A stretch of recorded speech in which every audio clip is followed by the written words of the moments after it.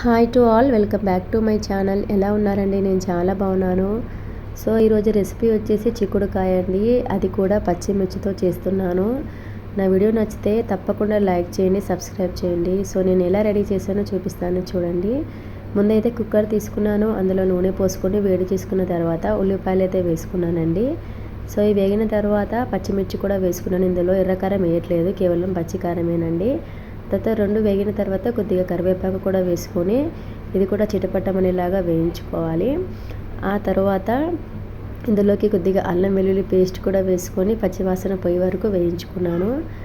So ఇలా చేయటం వల్ల కూర టేస్టీగా ఉంటుంది, తినేటప్పుడు కూడా అల్లం వాసన రాదు.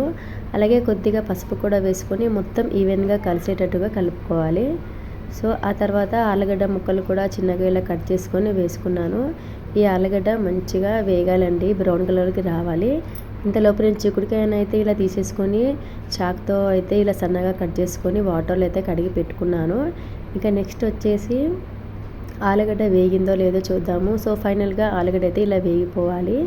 ఇంకా నెక్స్ట్ ఇంకా ఈ చిక్కుడుకాయ కడిగి పెట్టుకున్నాం కదా, దానిని మొత్తం వేసుకొని మంచిగా కిందికి మీదికి అంతా కలిసేలాగా కలుపుకోవాలండి. ఏదైనా ఓపికతో చేస్తేనే కూర కానీ ఏ పని అయినా సక్సెస్ అవుతుందన్నమాట. హడావిడిగా చేసి పడేస్తే మటుకు ఏది టేస్టీగా కాదు, ఏ పని కూడా కాదు.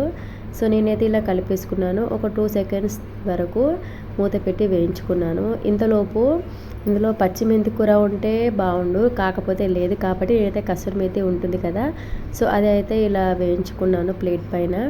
ఆ తర్వాత 2 మినిట్స్ అయిపోయిన తర్వాత మళ్ళీ చూస్తే ఈవెన్గా వేగిపోయింది చిక్కుడుకాయ కూర. అందులోకి టమాటా ముక్కలు కూడా 2 కోసుకొని పెట్టుకున్నాను, అవి కూడా వేసేసుకొని మంచిగా కలపాలండి. మరొక 2 నిమిషాలు మూత పెట్టేసుకొని వేయించుకోవాలి. 2 నిమిషాలు అయిపోయిన తర్వాత చూస్తే మనకు చిక్కుడుకాయ ఆల్మోస్ట్ కంప్లీట్గా సగం వరకు ఉడికిపోయింది.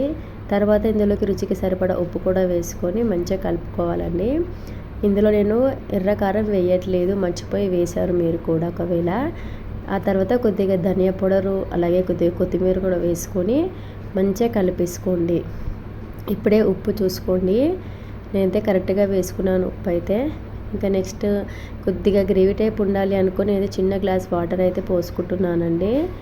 ఇంకా మంచిగా కలిపేసుకోండి. తర్వాత కుక్కర్ మూత పెట్టేసుకొని ఒక 2 విజిల్స్ వచ్చే వరకు అయితే వెయిట్ చేయండి. 2 విజిల్స్ వచ్చిన తర్వాత చూస్తే మనకు కూర కంప్లీట్ అయిపోయిందండి. ఆలుగడ్డ కూడా మెత్తగా ఉడికింది.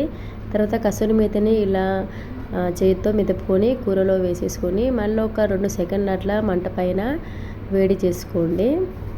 ఇలా చేయటం వల్ల కూర టేస్టీగా ఉంటుంది, చాలా బాగుంటుంది. ఒకసారి నా స్టైల్లో ట్రై చేయండి, చాలా అంటే చాలా టేస్టీగా ఉంటుంది. సో వీడియో నచ్చితే తప్పకుండా సబ్స్క్రైబ్ చేయండి.